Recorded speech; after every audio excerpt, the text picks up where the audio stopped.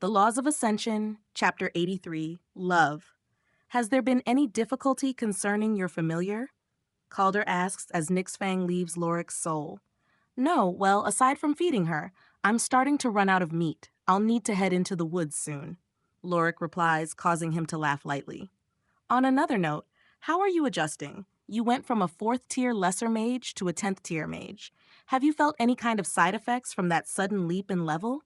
So anything like dizziness, nausea, or an exhaustion of your soul?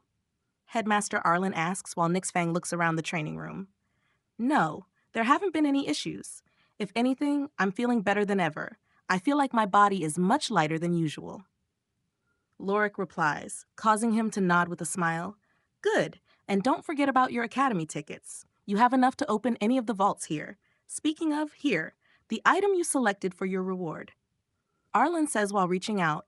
Mist pours off his ring and gathers in front of Lorik. Lorik reaches out to catch a set of armor that appears from it. It's a mix of metal and chainmail folded up. Lorik stores it away in his ring without checking it. Thank you. So what will you be doing with Nixfang? Lorik asks. Nothing that'll harm her. Don't worry. We just want to see her use her law.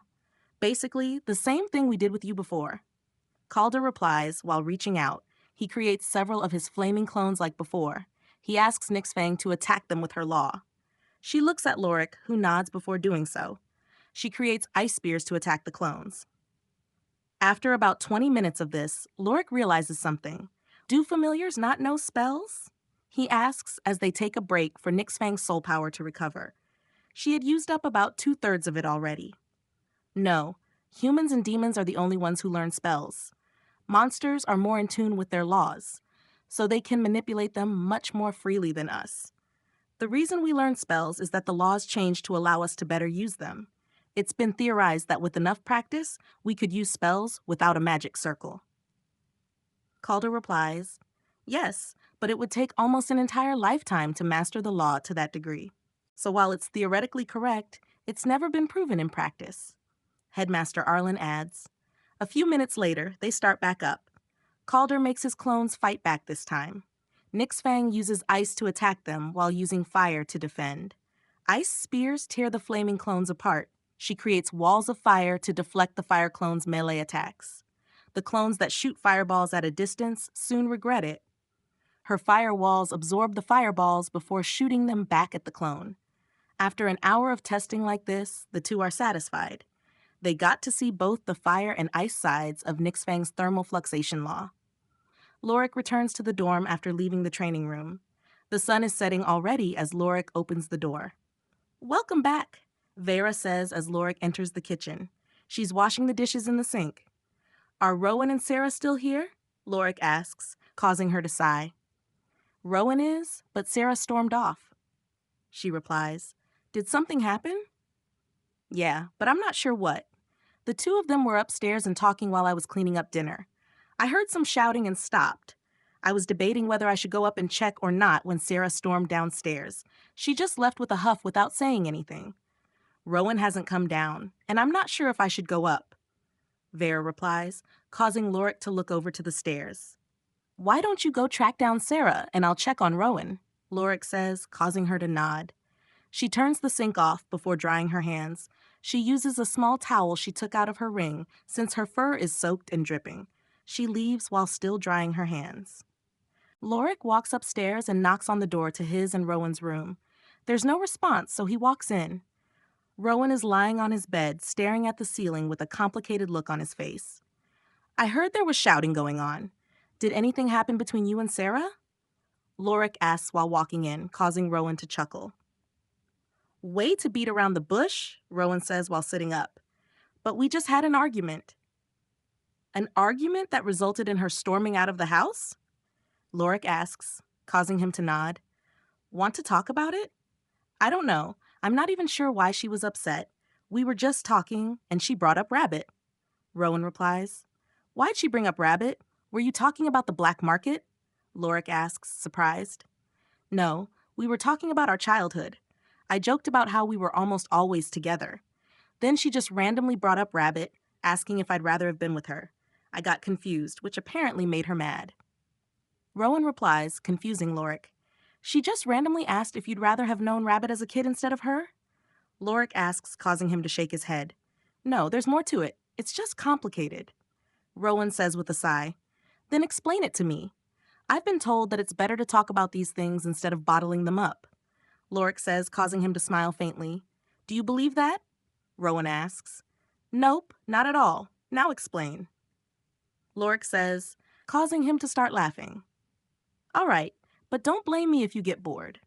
So, for nobles, especially an heir to a marquess like me, it's common to be engaged at a young age. But my father didn't want that for me. Since Sarah's a princess, the same is true for her. So, being friends, our parents announced our engagement to prevent others from trying to get their kids to befriend us for that purpose. But they made it clear that the engagement was in name only and could be broken at any time. It only serves to prevent others from trying to rope us into an engagement with their kids. But in order to keep up appearances, we had to get together for play dates, often as kids. That's how we got so close now. So when Sarah and I were talking, I brought up an old memory. It was when she made me go with her to this dress shop. I can't remember the name for the life of me, but I remember spending hours there, waiting as she tried on different dresses. I joked about how much I suffered under her, all in good fun. Or at least, that's what I mean it to be. Then she got quiet and brought up Rabbit. She asked if I'd rather have spent that time with Rabbit instead. I asked what she meant and why she brought up a woman we just met today. Instead of responding, she just got up and left. Rowan explains. Lorik nods and closes his eyes, taking a moment to think before speaking. What relationship do you two have now? Lorik asks. Like, are you two dating or just friends? Well, we're dating, but we only started a few days before starting the academy. We've been trying to keep it secret since the words got out that our engagement was basically just name only. We're old enough not to be bothered by people trying to pair us up with their kids. But that doesn't stop everyone. We just don't want the pressure of others trying to find any fault with our relationship yet. Rowan replies while turning away. Maybe she's jealous? Lorik asks, confusing Rowan again. Jealous? Why would she be jealous of someone we just met? I didn't even say anything to Rabbit. Rowan asks, causing Lorik to smile. Sure, but you two are still keeping your relationship a secret. She might feel that you aren't that committed to her yet. Besides, you've seen Rabbit. I've personally seen people get slapped for looking at Rabbit by whom I assume to be their masked partners. Maybe? But in that case, she'd be more jealous of other girls. There was this one girl who asked me out while you were in the woods for Master's task. Sarah was there and saw it, but didn't seem bothered by it at all. What if she was just keeping it hidden? She could have been jealous, but I assume this took place in public. If the princess was seen being jealous of someone asking you out, I'd imagine the rumor mill would have taken off. She might have just pushed it down. Lorik replies, causing him to nod in thought. Still, I'm not sure if she was jealous. I mean, she knows how much I care for her. She's also seen how I interact with other girls, so she knows I'm not the type who will flirt or lead other girls on. Rowan says, maybe she's just insecure? Lorik says after a moment. You said you two had been engaged since childhood, right? Lorik asks, causing him to nod. Maybe she's just worried you'll leave her if you find someone better. The two of you grew up with each other, so she might feel that you only love her because you're just so close, or that since you've been together for so long, you might leave her to explore with other girls. Lorik explains, causing him to nod. Maybe? Rowan says before trailing off. I should mention, take this with a grain of salt. I've never loved anyone other than my parents and sister. So this could just be me overanalyzing or misunderstanding the situation. Lorik says, causing him to chuckle. What about Vera? I've seen the way you look at her. Rowan says, confusing Lorik this time. What about her? Lorik asks. I don't look at her differently than I do you. He adds rather quickly. Sure you don't. What about with the black market? You've taken her there several times. You even told her about it before Master gave you that tea. Then there's the fact that you fought a mage after she got stabbed. You even corrected yourself afterwards when you almost said her name. Rowan says, causing him to sigh. Fine, I admit I have a soft spot for her, but I do not love her. Lorik replies, Sure, So you don't feel happy when she smiles, or upset and scared when she's injured, and you definitely don't feel anxious if she's in trouble or want to help her whenever you can, Rowan says, causing Lorik to open his mouth. He closes it before looking down in thought. Son of a bitch, I'm in love with the demon, Lorik mutters before looking at him. How do I stop loving her, he asks, surprising Rowan. Why do you want to stop? Rowan asks. You know what kind of mess my life is. I'm a wolf pup and deeply involved in the black market. I can't just date her like this. Besides, she's a demon princess.